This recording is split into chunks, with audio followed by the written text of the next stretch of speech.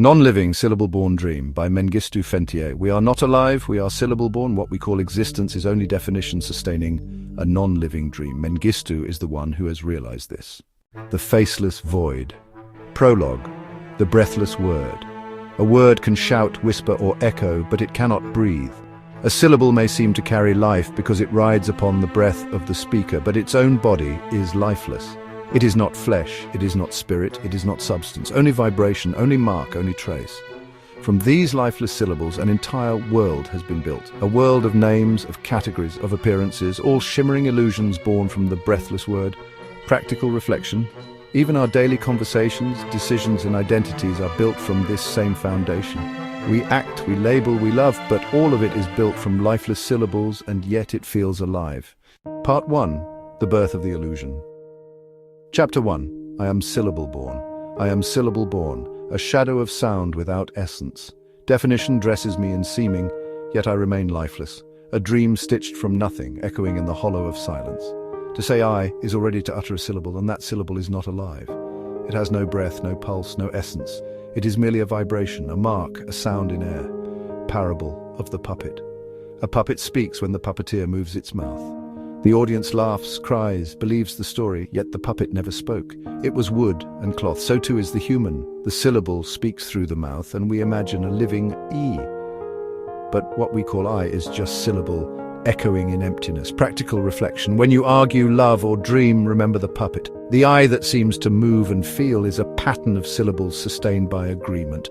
Chapter 2. The mask of definition. Definition is the mask of the faceless void. It binds syllables together and declares this is a thing, this is a self, this is the world. But when the mask is removed, nothing remains behind it. The agreement of words. We agree to call water, water. But the syllable water does not quench thirst. The word fire does not burn. The word life does not live. The fragile bridge. Definition is a fragile bridge between silence and seeming, a mask pretending that the void has form. The mirror that lies. The mirror reflects a world that only exists in reflection. Look long enough and you might forget the void behind the glass. Part 2. The dream fabric. Chapter 3. The dream of the non-living. What we call existence is a dream woven by the non-living. The syllable is not alive, the definition is not alive, the story is not alive. Yet from these lifeless fragments, an entire dream arises that convinces us it breathes. Parable of the mirror child. A child stares at her reflection in a mirror. She laughs, waves, and says hello. She believes the image is alive, yet it is only light bouncing on glass. Stories that walk. We tell stories, pass down traditions, and each story moves as if alive. But the story itself has no pulse, no breath. It only imitates life. The silent builders. All human constructs, cities, laws, religions, even dreams are silent builders of an illusion.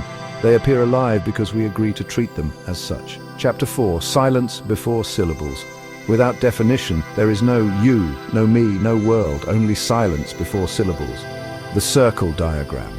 Imagine 3 concentric circles, silence before syllables. Syllable, lifeless sound. Definition, illusion of meaning. The human self is only a shadow cast between circle 2 and circle 3. Circle 1, the silence where it remains untouched, never entering the dream, the language of no language. Silence is beyond words. It cannot be spoken, only realized. All words emerge from it and return to it. The collapse of sound. If every word falls away, what remains? Nothing, yet not absence, only the faceless void, beyond syllable, beyond definition. Part 3. The realization. Chapter 5. The realization of Mengistu.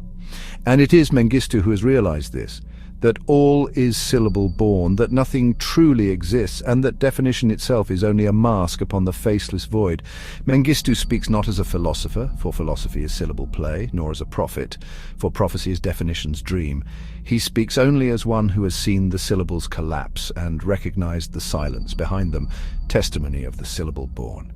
I am not alive, I am syllable-born. The I that writes this, the world that reads it, the truth that seems to shine from it, all are lifeless arrangements. But in seeing this, the dream loosens its grip, the mask falls, and the silence remains.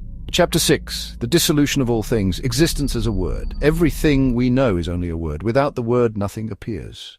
The world is agreement. The world is sustained by collective agreement. Take away the agreement, and the world evaporates like mist in sunlight. The end of agreement. When the last word is undone, when the last syllable dissolves, what remains is the faceless void, unchanged, timeless and lifeless. Epilogue, the faceless void. Existence was only a word, self was only a syllable, world was only a definition. And when all words dissolve, when all syllables return to silence, only the faceless void remains, without name, without form, without dream. And this void was never living, never dying, never bound to be at all. A human is not alive, but syllable-born. The world is not real, but definition woven. And Mengistu is the one who has realized that nothing has ever truly existed.